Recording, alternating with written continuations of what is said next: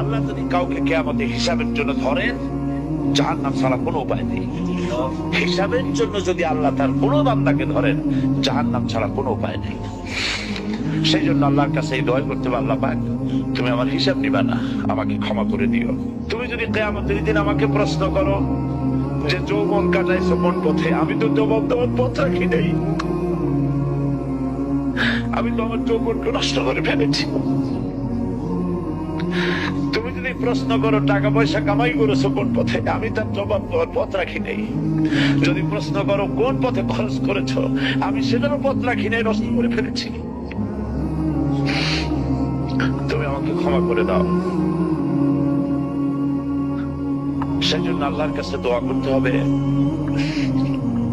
ربنا آتنا في الدنيا حسنة وفي الآخرة حسنة وقنا عذاب النار وادخلنا الجنة مع الأبرار وادخلنا الجنة بغير حساب।